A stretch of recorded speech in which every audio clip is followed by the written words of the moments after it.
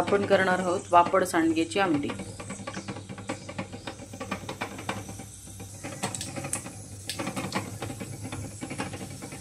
कढीपत्ता टाकलाय आता मी त्याच्यात, हिंग टाकतेय, हळद टाकतेय, तिखट साधारण 1-1.5 चमचा, मला थोडंसं तिखट लागतं, आणि हा टाकलाय मी गोडा मसाला, आपला घरगुती केलेला गोडा मसाला आहे तो टाकते आमटीमध्ये। गॅस जरा बारीक केलाय आणि आता आपण वरण शिजवून घेतलंय आमटीसाठी, तर ते घालूया त्यात।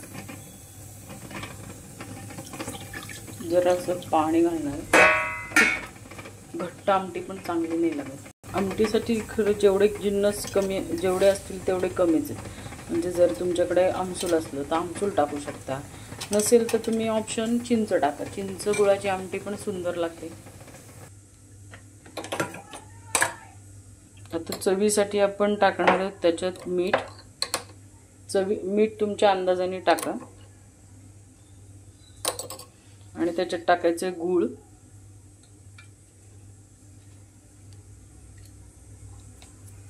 आणि त्याला छान उकळी येऊ द्यायची।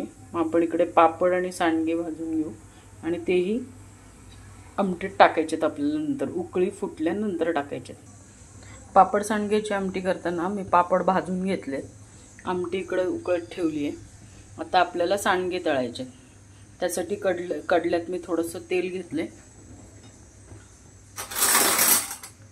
आणि एक सांडगे आपण तळून घ्यायचे, म्हणजे ते आमटीत कच्चे राहणार नाहीत, म्हणून त्यासाठी ते तळायचे।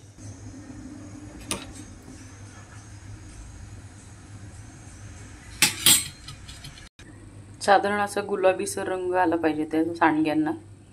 आता आमटी उकळी फुटली की मग आपल्याला लास्ट मोमेंटला त्याच्यात टाकायचे पापडाचे तुकडे करून आणि सांडगे त्याच्यात, आणि 1-2 उकळे काढले की सांडगे पण शिजतात आणि पापडाची प्रॉपर चव पण त्या आमटीमध्ये उतरते। तर माझ्याकडे आज कोथिंबीर नाही आहे म्हणून मी खोबरं किसलेले, तर आपण खोबरं ह्या आमटीमध्ये टाकूया। जेवढं तुम्ही आमटीला सजवाल तेवढी ती आमटी तुमची सुंदर होणार आहे, आणि नेहमीप्रमाणे असतंच आपलं, चवीने खाणार त्याला देव देणार। आता बघू शकता तुम्ही किती छान आमटीला उकळी आली आहे। मग आपण आता त्याच्यात सांडगे टाकून देऊ आणि आपले पापड, म्हणजे नवऱ्याला प्रचंड आवडते ही आमटी।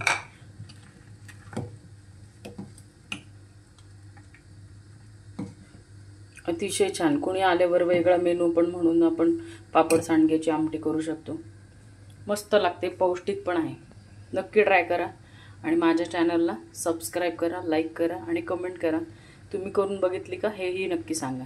Thank you, bye bye.